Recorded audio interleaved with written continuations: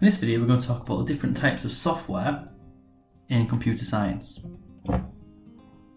So in the last video, we spoke about copyright. So that's a concept that a creator owns the products that they make in whatever form it is, and usually it's backed up by some form of law, like the Copyright Design and Patents Act in England.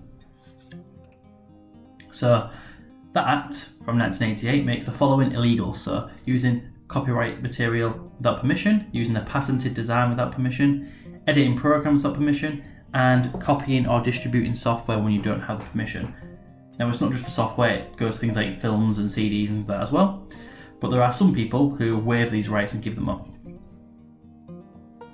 Now there's different types of ownership of software, so we can release them under proprietary software. So this is essentially like off-the-shelf, paid for software. So you can only use this software for its intended purpose. So a Microsoft Office program, Microsoft Word, PowerPoint, Excel, you pay for the license, you download the software or you install software on a CD, and then you use it to do PowerPoints and word processing and things like that. You've then got open source, which is usually free software, and this software can be used and edited and for free in most cases. So an example of that could be something like LibreOffice, where it's an open source program where you can use it for free, and it's not a bad piece of software actually. Then you've got Freeware, which is software that's free to use, but it's not free if you want to change or distribute it.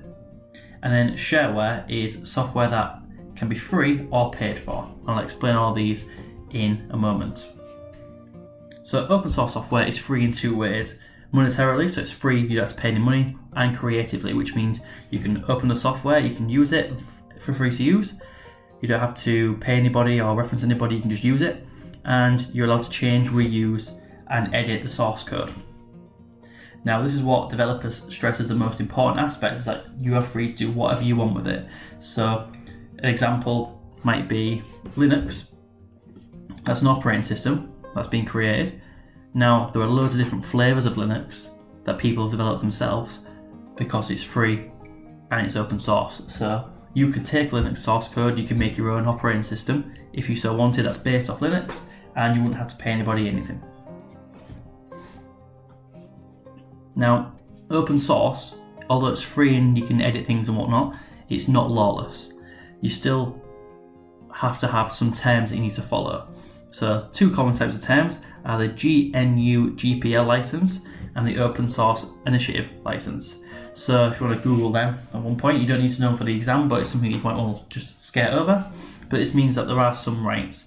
So quite often they say you can use it, you can change it, but you must say the original was created by the author, so people get some credit still. Now some major open source programs, you've got Linux operating system, LibreOffice, VLC Media Player. I'm sure you've seen them all before. If you actually install Ubuntu, you get LibreOffice with it anyway.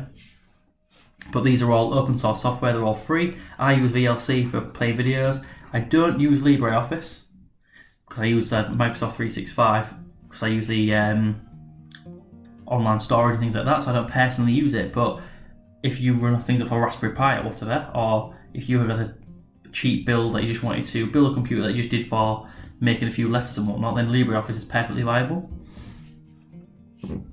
So the benefits of open source is that because quite often open source software is created by like a group of people, usually not in the same country, like loads of people contribute from around the world, so it means it's tested better because lots of people can see and test that source code and check it works.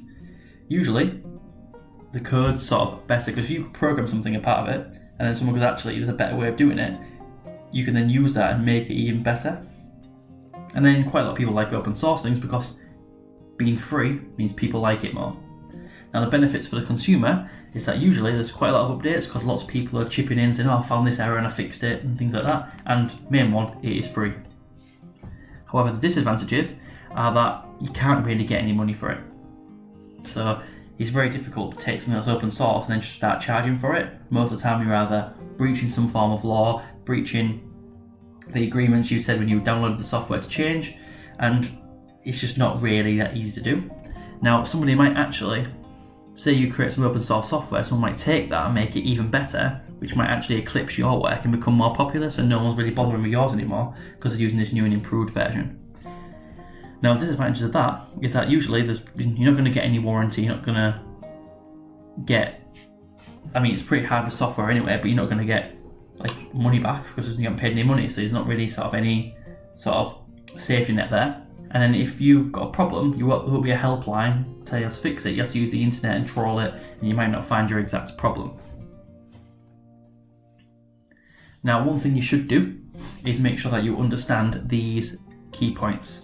So you need to research copyleft and public domain, and then explain, if you can, why copyleft is superior to public domain releases in terms of allowing users to modify the source code. So again, it's a little bit of extra work that you should be going ahead and looking into. Now, freeware. Now, this is software that is free, but is copyrighted. So it means you can't change the source code, you can't pass it off as your own and start selling it, but you can get it for free. So Google Chrome, you don't pay for that browser. Firefox, you don't pay for that browser. I'm using, for my browser, Opera. I don't have to pay for that, but I can't change it, I can't go off and sell it and things like that.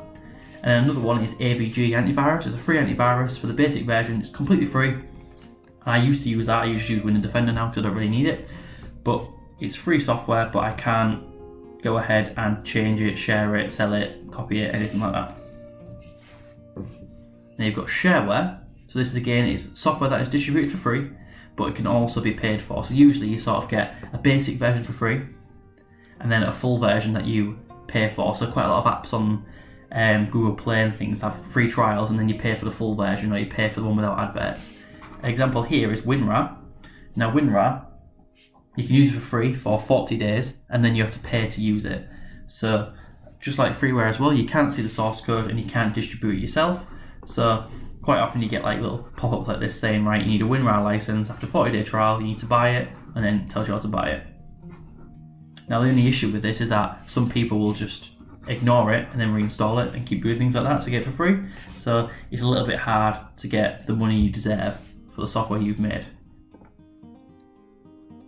Now, hacked software.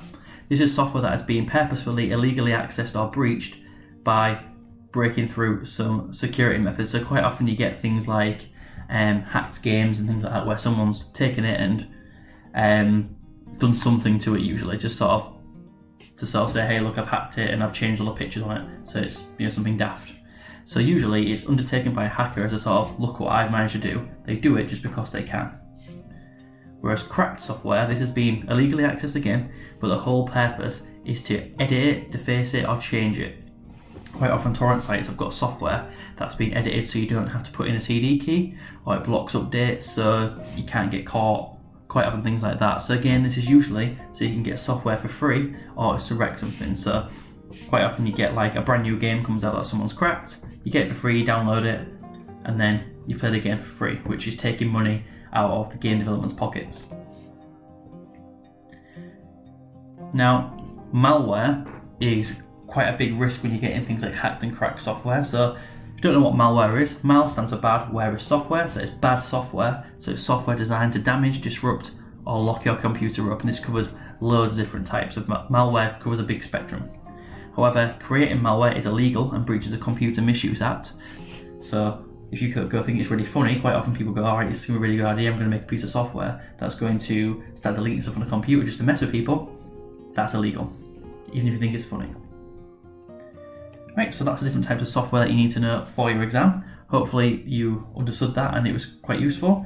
By all means, make sure you're please going through and rewatching the video for anything you didn't understand, and make sure you're doing that further reading and further extension tasks that's just there to give you a little bit more knowledge. So when you are answering your questions, you can sort of reference these points and really show that you understand what's going on. Please make sure you like the video, subscribe, and I will see you in the next one.